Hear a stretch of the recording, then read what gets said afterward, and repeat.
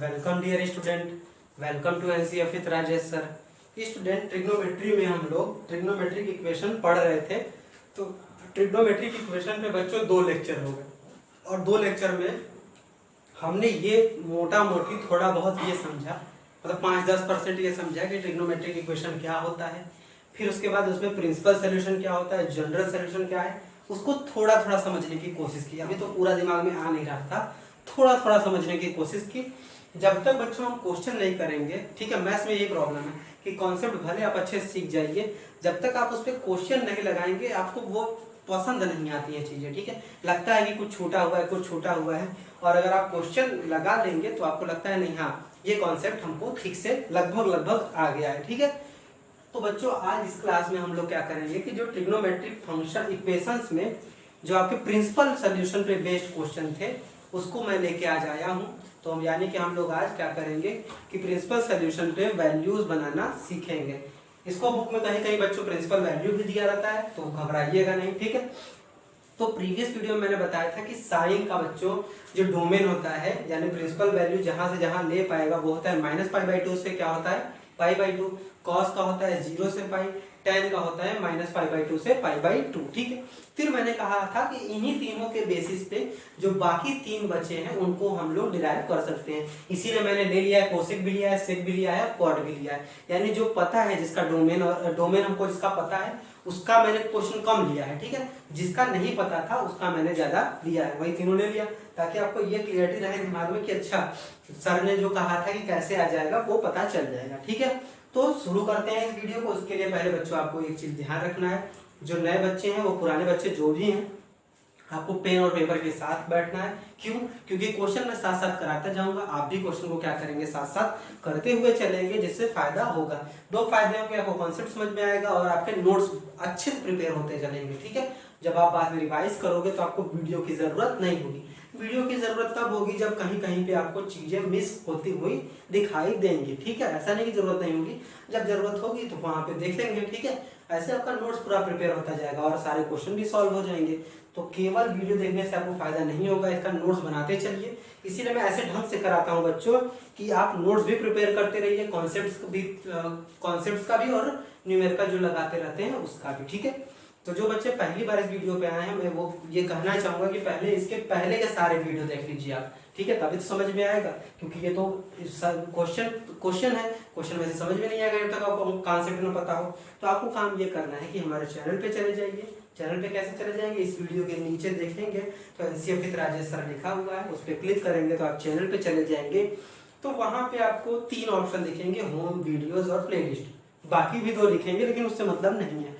तो प्लेलिस्ट वाले सेक्शन में जाएंगे तो आपको पता चलेगा कि ट्रिग्नोमेट्री पे काफी सारा कंटेंट वहां पे अपलोड कर दिया गया है। तो मैं तो यही सलाह दूंगा आपको कि आप लेक्चर 1 से वहां पे चीजों को देखें, ताकि स्टेप बाय स्टेप आपको चीजें वहां पे कराई गई हैं और जब आप देखोगे तो आपको बहुत अच्छा लगेगा, क्योंकि लैंग्वेज बहुत मैंने आसान रखने की कोशिश की है कि आपको समझ में आए। और न्यूमेरिकल बहुत ज्यादा कराए हैं। ठीक है, हर तरह के कॉन्सेप्ट मैंने न्यूमेरिकल कराने की कोशिश की है।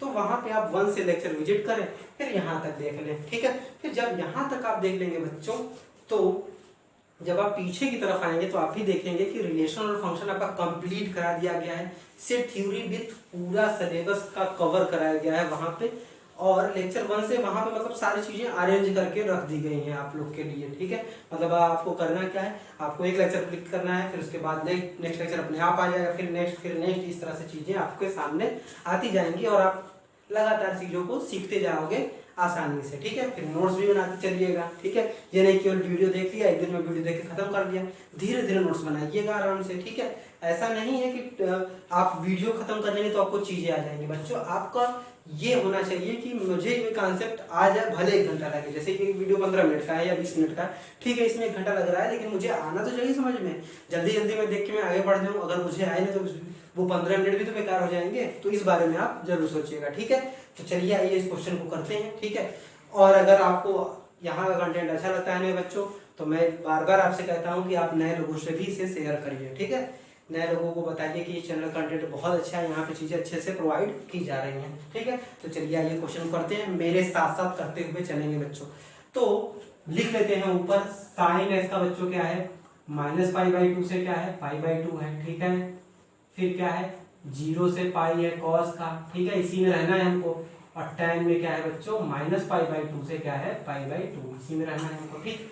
तो चलते हैं पहला वाला, ठीक है, साथ साथ करते चलेंगे बच्चों। तो सॉल्यूशन में हम करेंगे पहला वाला। तो यहाँ पे tan x = दिया है बच्चों √3, ठीक। तो जैसे हम लोग 10th में करते थे वही चीज यहाँ पे करेंगे। हम इधर tan लिया है तो इधर भी क्या आना चाहिए बच्चों, tan ही आना चाहिए।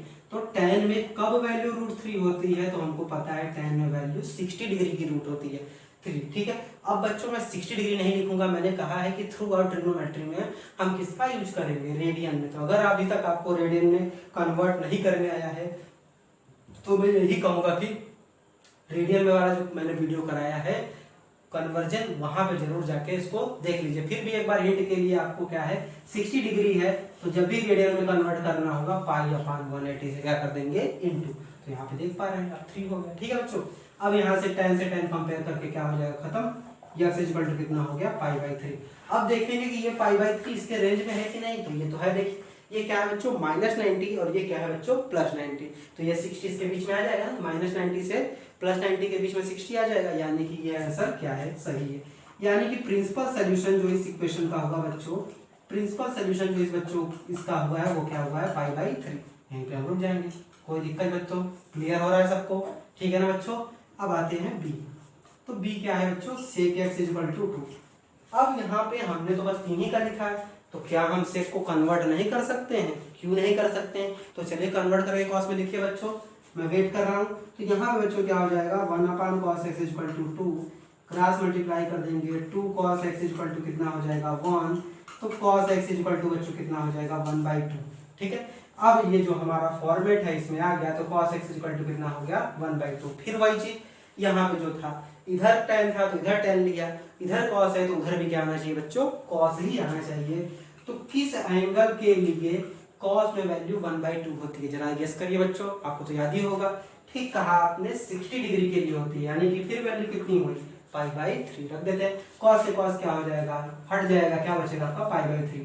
तो इसका भी बच्चों प्रिंसिपल सोल्यूशन कितना होगा जरा थोड़ा सा बता दीजिए हमको।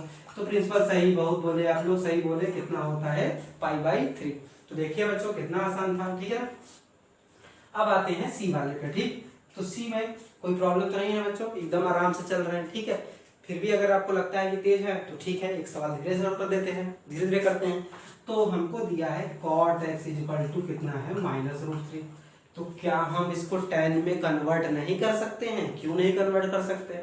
हमको पता है कि cot = होता है 1/tan x, रख लिया, -√3/1 कर दिया, क्रॉस मल्टीप्लाई √3 tan x = कितना हो गया -1, फिर tan x = कितना हो गया -1/√3, ठीक है बच्चों।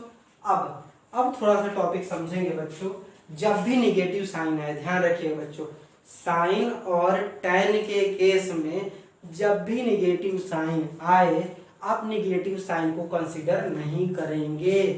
फिर से सुनिए बच्चों, जब भी साइन और tan का हम लोग प्रिंसिपल वैल्यू, प्रिंसिपल सोल्यूशन निकालेंगे तो आप निगेटिव अगर आता है तो निगेटिव वैल्यू, निगेटिव साइन को ध्यान नहीं रखेंगे, उसको लास्ट में पुट करेंगे। कैसे, आइए सीखते हैं। तो क्या है बच्चों tan x = कितना है -1/√3, ठीक है। तो आपको बस ये ध्यान रखना है कि tan में वैल्यू कब 1/√3 होती है, तो कब होती है बच्चों π/6 पे, यानी 30 डिग्री पे लिख देते हैं, ठीक। हमने कहा देखिए बस वैल्यू की मैंने ये वैल्यू लिया है और वैल्यू की जगह एंगल लिख दिया, ठीक। अब आप क्या करेंगे, एक चीज आप पढ़े हो ट्रिग्नोमेट्री में कि tan ऑफ -x = कितना होता है -tan x। ये बच्चों रिजल्ट था ट्रिग्नोमेट्री में, हम लोग पढ़े हैं पीछे, ठीक है, आपको याद होगा। तो यानी tan ऑफ -x क्या लिखा जा सकता है -tan x। तो क्या इसका उल्टा नहीं लिख सकते हैं हम, -tan x को क्या हम लिख सकते हैं tan ऑफ -x नहीं लिख सकते हैं, तो लिख सकते हैं। तो चलिए लिखते हैं। इसीलिए मैंने कहा कि केवल आप क्या करेंगे, वैल्यू को ध्यान में रखेंगे, निगेटिव साइन से कोई मतलब नहीं रहेगा। तो चलिए कर लेते हैं। तो इस चीज का अगर इस फॉर्मूले का यूज हम करेंगे तो क्या हम इसको ऐसे नहीं लिख सकते हैं, tan ऑफ -π/6 नहीं लिख सकते, लिख सकते हैं। यहाँ पे माइनस था तो एंगल में माइनस चलेगा। अब फिर क्या करेंगे, कंपेयर कर देंगे। तो x की वैल्यू कितनी हो गई बच्चों -π/6। -π/6 की वैल्यू कितनी होती है बच्चों? -30 डिग्री, जो कि इसमें आएगा। क्यों? क्योंकि ये कहाँ से कहाँ तक है बच्चों? -90 से कहाँ तक है? +90 तक। तो उसमें तो आ जाएगा ना -30। तो देखिए हमने इसी के अंदर कैसे ला दिया। तो प्रिंसिपल सोल्यूशन जो इसका हो गया बच्चों, क्या हो गया?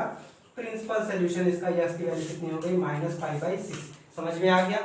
जब साइन और tan में निगेटिव हो साइन, तो उस साइन से हमको कोई मतलब नहीं है, हम वैल्यू के लिए एंगल असाइन करेंगे, फिर निगेटिव साइन को एंगल में ले जाएंगे। कौन सी प्रॉपर्टी से? इस वाली प्रॉपर्टी से। ठीक, लास्ट वाला देख लेते हैं, डी वाला। तो डी वाले में भी मैं चाहूंगा बच्चों कि आप वीडियो पॉज करेंगे और इसको अपने से कोशिश करेंगे। ठीक है, तो जब अपने से आप कोशिश कर लेंगे तब मैं बताऊंगा। देखिए अपने से कोशिश करके कि आप रिजल्ट तक पहुंच पा रहे हैं। चलिए बच्चों, वीडियो पॉज करिए और लगाने की कोशिश करिए, मैं वेट कर रहा हूं।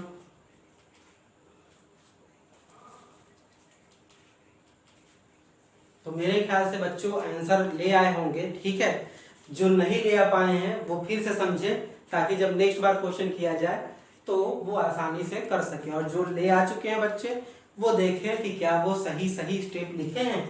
तो कोसे को किस में कन्वर्ट किया जा सकता है बच्चों? साइन में किया जा सकता है। चलिए कर दिया। ठीक, इसके नीचे कुछ नहीं है, 1। ठीक है, तो यहाँ पे क्या हो गया बच्चों? 2 sin x इक्वल टू कितना हो गया? -1। sin x इक्वल टू कितना हो गया? -1/2। तो हमने अभी अभी क्या बताया बच्चों कि साइन आए और tan आए और इसमें निगेटिव हो जाए। ठीक है, साइन आए tan आए और इसमें निगेटिव हो जाए, तो हमको निगेटिव साइन से मतलब है ही। ठीक है, कोई मतलब नहीं है, तो हम बस प्लस वाला देखेंगे।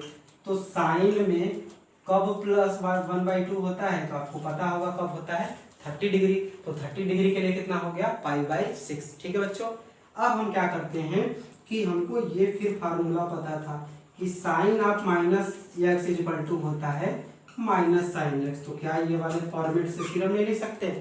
यहाँ पे क्या है? -sin π/6। तो क्या इसको नहीं लिखा जा सकता है? साइन -π/6 लिख सकते हैं, बिल्कुल। चलिए लिख लेते हैं। तो sine of x equal to कितना हो गया? साइन -π/6। साइन साइन कंपेयर कर दिए, खत्म हो गया। x की वैल्यू कितनी आ गई? -30 डिग्री। तो ये हो गया आपका क्या? प्रिंसिपल वैल्यू या सोल्यूशन जिसको कहते हैं आप। तो x की वैल्यू कितनी आ गई? -π/6। अब कोई कहे बच्चा हमारा कि सर ठीक है, आपने साइन और tan वाला निगेटिव वाला तो बता दिया, लेकिन अगर मान लीजिए कॉस हो और सेक हो, तब उसको कैसे करेंगे सर? उसको भी अगर थोड़ा सा बता देते तो सही रहता। तो मैं करूंगा, सही कहा बच्चे आपने, उसका भी चलिए एक एग्जांपल ले लेते हैं। ठीक है, सेक का ही ले लेते हैं या उसी का ले लेते हैं, किसी का ले लेते हैं। तो मान लीजिए हम ले लेते हैं आपका cos x इक्वल टू -√3/2 ले लेते हैं। ठीक है बच्चों, अब सहमत हैं? फिर सेक आ जाएगा तो हम उसको भी बना सकते हैं। इसका नेगेटिव ले लेंगे तो कैसे बनाया जाएगा? ठीक है, तो चलिए ई वाला कर लेते हैं। ठीक है, ध्यान से देखिए बच्चों। तो cos x इक्वल टू कितना है? -√3/2। फिर मैं वही कहूंगा बच्चों आपसे, साइन नहीं देखना है। ठीक है, साइन आपको नहीं देखना है। ठीक, तो साइन मत देखिए। तो cos की वैल्यू कब √3/2 होती है बच्चों? जरा बताइए। तो आप कहेंगे सर ये भी 30 डिग्री पे ही होता है, यानी कि -cos π/6 होता है। अब बच्चों थोड़ा सा ध्यान समझिए, यहाँ पे आप ये नहीं लगा सकते, यहाँ पे आप ये नहीं लगा सकते कि ये वाला होता है। क्यों? क्योंकि यहाँ पे तो काम गड़बड़ है। यहाँ पे cos ऑफ -x लेने पे क्या हो जाता है? cos x हो जाता है। ठीक है, तो ये दोनों जो साइन और tan पे लगा था, ये यहाँ पे नहीं लग पाएगा। तब फिर आप क्या लगाओगे? ठीक है, तो आइए बच्चों थोड़ा ध्यान से सुनते हैं। क्या बताया है हमने? ये बच्चों मैंने प्रीवियस लेक्चर में बताया कि ASTC होता है, ये आपका फर्स्ट, सेकंड, थर्ड और फोर्थ क्वाड्रेंट। ठीक है, तो हमने बताया है कि सेकंड क्वाड्रेंट में साइन और कोसेक प्लस होता है। ध्यान सुनिए बच्चों, सेकंड क्वाड्रेंट में साइन और कोसेक प्लस होता है, बाकी सब निगेटिव होते हैं, यानी कि कॉस इसमें क्या आ जाएगा बच्चों? इसमें निगेटिव आएगा। ठीक, ये मार्क कर दिया हमने। उसी तरीके से इसमें tan और cot प्लस होता है, तो इसमें भी cos और sec बच्चों क्या आ जाएगा? निगेटिव आ जाएगा। ठीक है, इसमें भी निगेटिव आ गया, यानी इसमें भी निगेटिव, उसमें भी निगेटिव, और इन दोनों में इसमें cos और sec प्लस होता है, तो इसकी बातें खत्म। ध्यान सुनिए बच्चों, यानी कि हम ये देख पा रहे हैं इस वाले रूल से कि cos और sec जो है वो या तो सेकंड क्वाड्रेंट में निगेटिव होंगे या फिर किस में होंगे? थर्ड क्वाड्रेंट में। तो बताइए कौन सा नजदीक पड़ेगा? सेकंड क्वाड्रेंट ही नजदीक पड़ेगा ना, क्यों? क्योंकि इसकी डोमेन 0 से पाई तक ही है, पाई से ये बढ़ ही नहीं पाएगा, यानी इसका काम भी खत्म हो गया। यानी कि इस वाले एंगल में अगर ये निगेटिव वैल्यू आई है, ये निगेटिव वैल्यू आई है, तो ये किस क्वाड्रेंट में लाई करना चाहिए, ये किस क्वाड्रेंट में लाई करना चाहिए? तो बच्चे हमारे बताएंगे कि सर इसको किस क्वाड्रेंट में लाई करना चाहिए, सेकेंड क्वाड्रेंट में लाई करना चाहिए। ठीक है, तो सेकेंड क्वाड्रेंट में लाई करने के लिए हम एक चीज बनाते हैं, क्या करते हैं बच्चों कि ये जो वैल्यू दिया है इसको क्या मैं ऐसे लिख सकता हूं, तब ये सेकंड क्वाड्रेंट में आ जाएगी। ठीक है, तो हम क्या करेंगे, इसको सेकंड क्वाड्रेंट में लाने के लिए, क्यों? क्योंकि देखिए आपको पता है बच्चों, कॉस आप 180 माइनस थीटा करें तो वैल्यू कितनी होती है, कॉस थीटा ही होगी ना, और ये सेकंड क्वाड्रेंट में ही रह जाएगा। तो वही चीज आपको ध्यान रखना है कि ये प्लस जो है ये बस दिखाने के लिए, नेक्स्ट स्टेप में बच्चों क्या आ जाएगा, cos of pi minus pi by 6। तो ये अब किसमें आ गया, सेकंड क्वाड्रेंट में आ गया ना। तो आप क्या करोगे, जब भी यहाँ पे नेगेटिव वैल्यू होगी तो आपको इतना ध्यान रखना है कि ये वाला फॉर्मेट यहाँ पे नहीं बैठेगा। तो कौन सा फॉर्मेट लगाना होगा, cos 180 माइनस थीटा वाला, यानी कि तब ये एंगल कहाँ पे होगा, सेकंड क्वाड्रेंट में होगा। और सेकंड क्वाड्रेंट में एंगल हम लोग कैसे लिखते हैं बच्चों, 180 माइनस थीटा। तो यहाँ पे थीटा कितना हो गया बच्चों, पाई बाई 6 हो गया, और नेगेटिव से हमको पता चल गया कि ये किस में जाएगा, सेकंड क्वाड्रेंट में जाएगा। तो हम इसको ऐसे लिख सकते हैं 180 माइनस थीटा, थीटा की जगह बच्चों कितना है, पाई बाई 6। नेगेटिव साइन ये दिखा रहा है कि ये किस में जा रहा है, 180 में, और 180 को क्या लिख सकते हैं, पाई लिख सकते हैं। यानी कि cos pi minus pi by 6 किसके इक्वल है, माइनस cos पाई बाई 6 के। कैसे आप समझ सकते हैं, देखिए जैसे सपोज करिए, इसको एग्जांपल से बताते हैं। तो इधर का मिटा देते हैं, ठीक है, क्योंकि कुछ बच्चों को कंफ्यूजन हो जाता है, तो इसके लिए क्लियर कर देते हैं। हम ये कह रहे हैं कि minus of cos pi by 6 जो है इक्वल है cos pi minus pi by 6 के। कैसे कह पा रहे हैं, ठीक है, तो एक एग्जांपल लेते हैं। देखिए क्या है, अगर हमको cos 150 डिग्री की वैल्यू बतानी है, ठीक है, तो हम क्या इसको ऐसे लिख सकते हैं, cos 180 माइनस 30 डिग्री लिख सकते हैं, और ये कितना हो जाएगा बच्चों, cos 30। अब ये किस क्वाड्रेंट में है बच्चों, किस क्वाड्रेंट में है, सेकंड क्वाड्रेंट में है। तो यहाँ पे क्या आ जाएगा बच्चों, निगेटिव, यहाँ पे भी क्या आ जाएगा, निगेटिव। तो यही आपका क्या है, माइनस पाई बाई क्या है 6 है, और ये जो एंगल लिखा है यही तो है, पाई माइनस ये क्या है, पाई बाई 6 हुआ ना बच्चों। तो इस तरीके से आपको ये ध्यान रखना है बच्चों कि जब भी निगेटिव साइन हो किसमें, कॉस में या सेक में, तो वो किस क्वाड्रेंट में जाएगा, सेकंड क्वाड्रेंट में जाएगा। सेकंड क्वाड्रेंट के लिए हम क्या करेंगे, पाई माइनस वो एंगल लगाएंगे। ठीक है, तो हमने क्या किया, पाई और एंगल क्या था, पाई बाई 6 लगा दिया। अब चलिए इसको कर देते हैं। तो ये बच्चों बताइए कितना आ गया, cos 5 पाई बाई 6 आ गया, cos 5 पाई बाई 6। और ये जो वैल्यू है बच्चों वो 0 से पाई के बीच में है। आप इसको डिग्री में बदल के देख सकते हैं, ये 0 से 180 के बीच में आ जाएगा। cos से cos खत्म हो गया बच्चों, कितना आ गया, 5 पाई बाई 6। तो यहाँ से बच्चों प्रिंसिपल वैल्यू कितनी हो गई, तो प्रिंसिपल वैल्यू हो गई आपकी कितनी, 5 पाई बाई 6। आई होप समझ में आया होगा बच्चों। फिर से इसको समराइज कर देते हैं, ठीक है। जिसको ये कॉस वाला नहीं समझ में आया है, ये कॉस वाले से फिर से वीडियो देखेगा, ध्यान से देखेगा, उसको समझ में आ जाएगा। तो जब भी साइन और टेन के साथ निगेटिव हो तो हमको वो वाली प्रॉपर्टी लगा देना है कि sine of minus x is equal to minus sine x, tan of minus x is equal to minus tan x. तो वहां से चीजें आपकी क्लियर हो जाएंगी, ठीक है।